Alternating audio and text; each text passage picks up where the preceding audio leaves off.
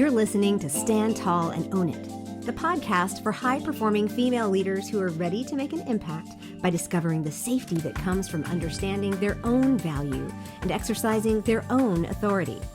I'm your host, Andrea Johnson, and I'm here to tell you it is time to just truly be you, my strong friend. It's time to stand tall and own it.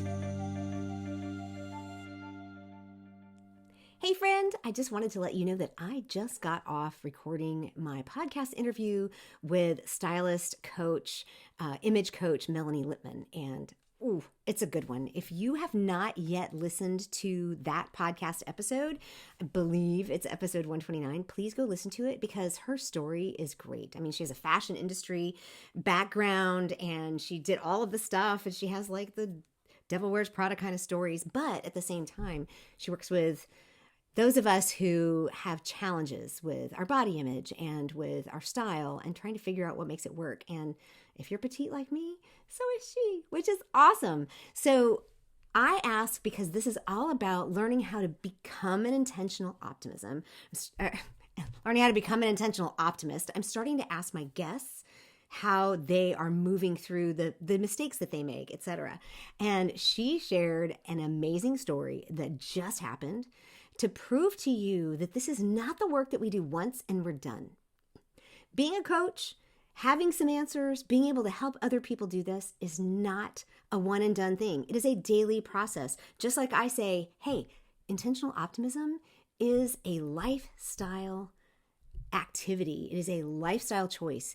It is a lifestyle program. It is not about, I got this one, I check it off. I got this one, I check it off.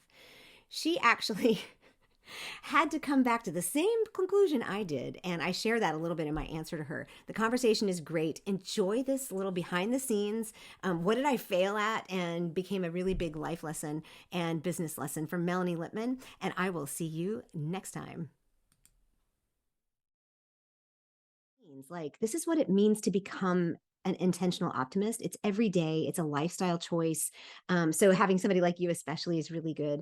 But I've started asking guests a question, basically, what is the biggest fail, maybe behind the scenes in your business or even as a mom or, however you want to do that, that turned out to be a great learning opportunity and kind of shaped either where your business is today or where you are today as a leader? Mm-hmm. So I think my biggest fail, and I think it was probably the light bulb moment. It's very interesting that we're talking today. Was I work with a business coach, and I've been working for her a while, and I'm actually seeing her tomorrow, which I'm really excited about. But in October, I went to Portugal for a mastermind retreat, and I think we all kind of went there, thinking that we were gonna figure out some little missing secret to running our business and really like learn some strategy or something that was going to be kind of like the gas finally. Yeah. And ultimately the whole entire time we were there, it was about learning to trust ourselves. And it's the continuous lesson I feel in all of our lives. It's the continuous lesson I feel like I need to teach my clients. It's the continuous lesson that I myself as a mom, as a wife, as an entrepreneur need to continue to learn again and again.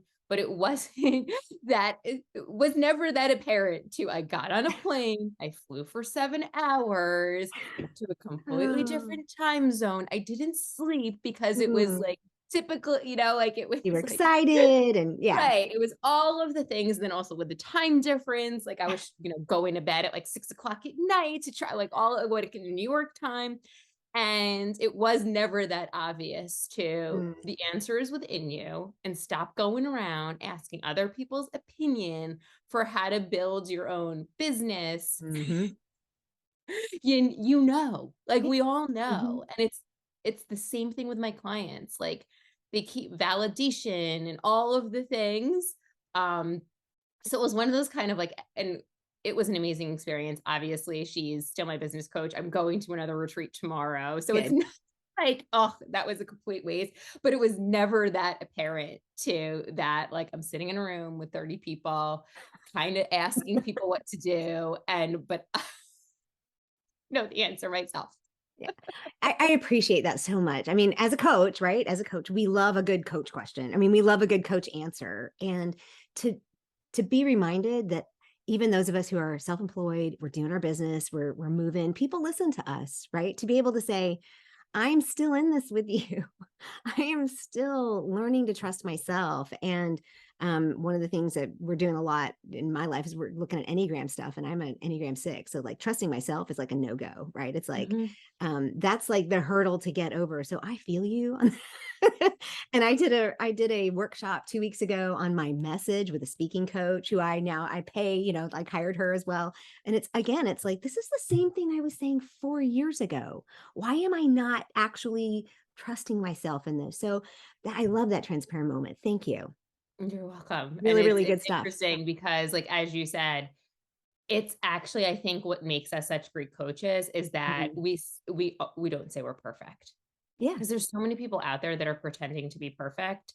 And where I know the things that get the most impact for my clients and for my audience on social media is when I'm saying, like, I know last week I went and I spoke, and I was struggling to get dressed. It was so funny. My husband said to me, hey, I'm like, aren't you leaving soon? Like, why, what's up? Like, why are you still kind of wearing your jeans and a t-shirt? And I was struggling because we just came back from spring break and we were in California and we were in Vegas, and I ate and drank my way through the whole entire thing. And the idea of putting pants on was really, really in my head, not something I wanted to do. I was afraid. Yeah. And so I was like, you know what? I'm actually going to jump on stories today and talk about this, Hmm. because this is, as women, what goes on when we get dressed. It's Hmm. not like, or it's the, I don't want to go do the thing because what's going to happen and how's that going to make me feel and all of that. So of course I was able to self-coach myself through the situation, Yeah. but it wasn't until I had to go and be like, I don't want to go and I don't want to put pants on. I I needed get to it. go through my own tools. Yeah, To I've got do to it. talk tomorrow, and we can get into this in the actual podcast interview, but I've got to talk tomorrow. And I'm like, Sunday I came home because I was dressed and I was ready, and it's like, I'm going to try on stuff now to see how I feel and what I want to do. And I'm like, but I'm going to be talking to Melanie this week. So I'm going to get some tips. But what I realized was I just want to wear what makes me feel happy and feel good. So to know that, I'm not alone being a coach, also on the journey. I always talk about we just need to link arms and move forward. So this is great. Thanks so much.